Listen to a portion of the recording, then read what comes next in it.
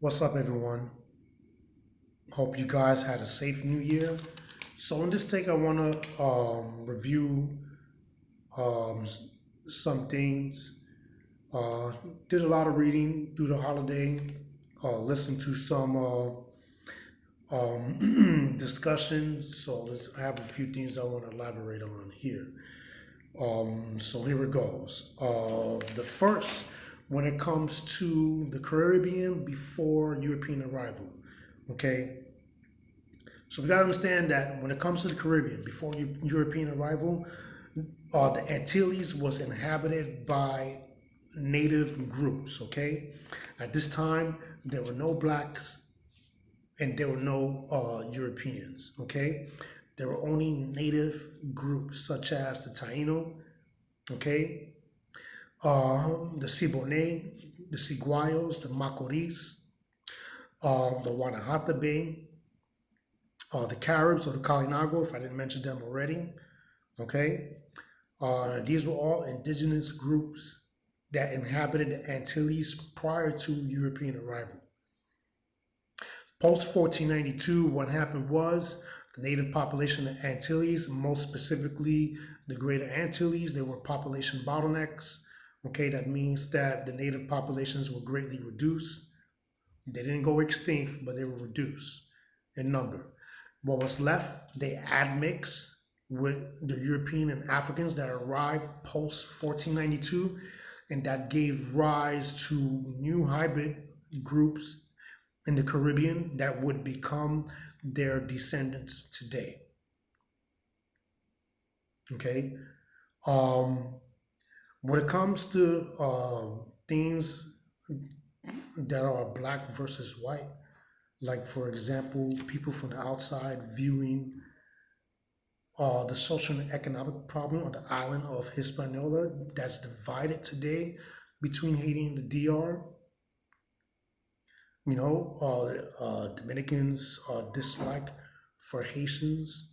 It's not because they're black. It's because of the social and economic issues.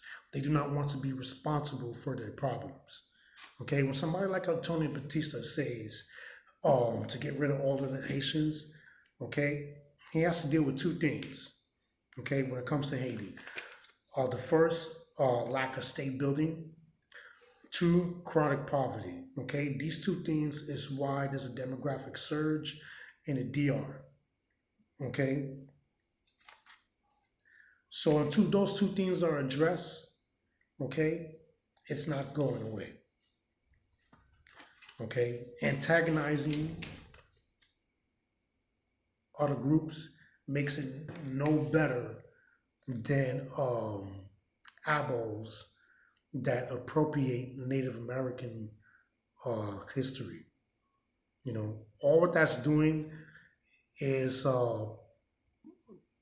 justifying the anti-Dominican rhetoric when it comes to the Dominican Republic and the Dominican people that's seen through academia and the media. So, as Quisquianos, we have to be a lot smarter, okay? And we have to apply a more scientific approach when addressing political issues. Okay, another thing to consider, all right? Antonio Batista says, you know, Dominicans are a majority of European ancestry. Not true. We're triracial. And guess what? Venezuelans, who are also our distant relatives, they're also triracial. Okay?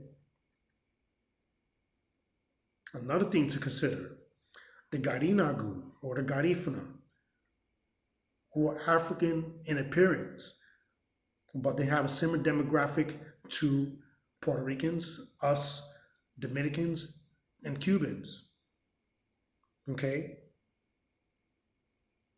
In comparison to the Haitians and the Garinagu, the Garinagu are the custodians holding down Island Adawak. Okay? And we will find that many Garifunas will come up as our fourth cousins.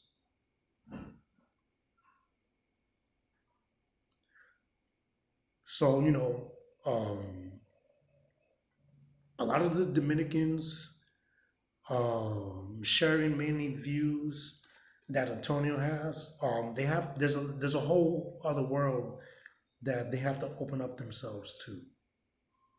Okay, so there's a difference between Dominicans and Haitians, and that's mainly due to because not because black and white.